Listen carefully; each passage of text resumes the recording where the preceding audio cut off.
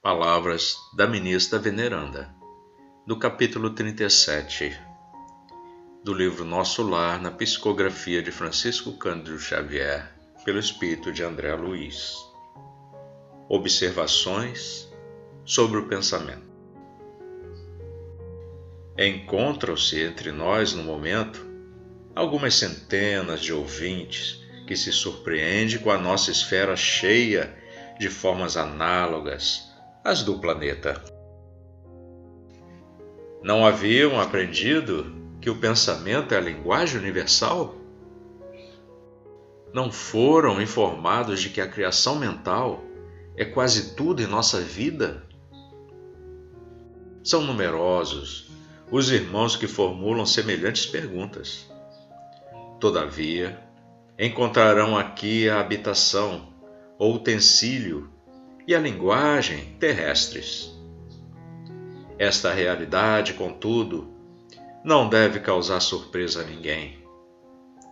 Não podemos esquecer que temos vivido até agora referindo-nos à existência humana, em velhos círculos de antagonismo vibratório.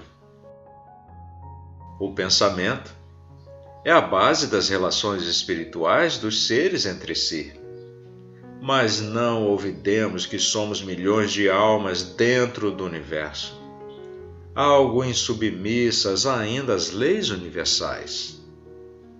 Não somos, por enquanto, comparáveis irmãos mais velhos e mais sábios próximos do divino, mas milhões de entidades a viverem nos caprichosos mundos inferiores do nosso eu.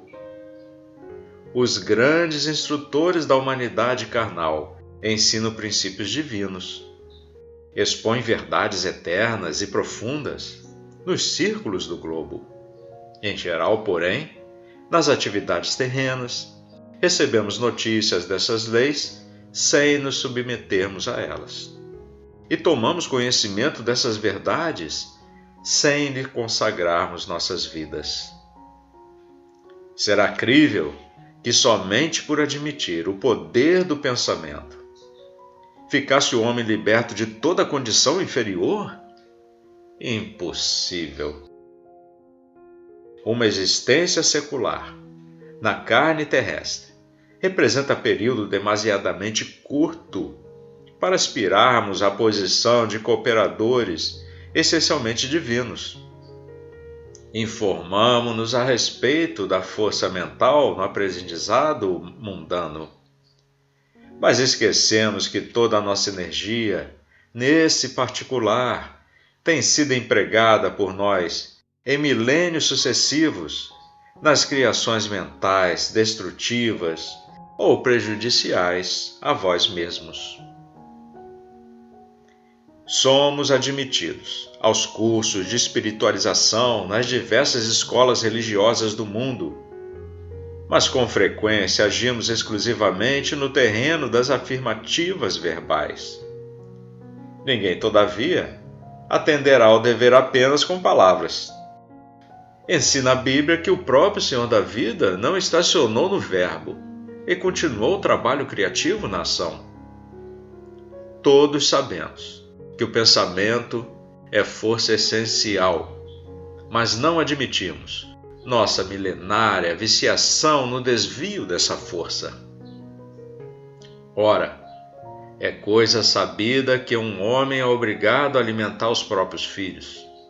Nas mesmas condições, cada espírito é compelido a manter e nutrir as criações que lhe são peculiares.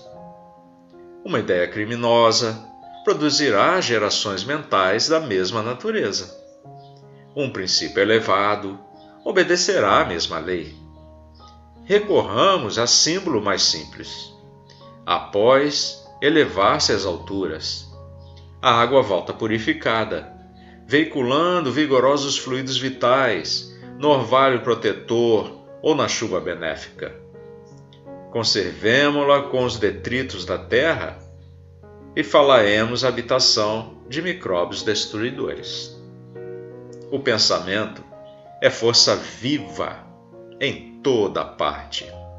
a atmosfera criadora que envolve o Pai e os filhos, a causa e os efeitos, no lar universal.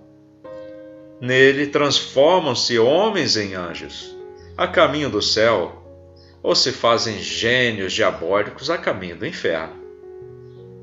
Aprendem vocês a importância disso? Certo.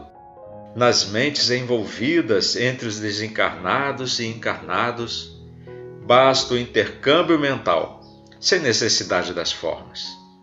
E é justo destacar que o pensamento em si é a base de todas as mensagens silenciosas da ideia, nos maravilhosos planos da intuição, entre os seres de toda espécie.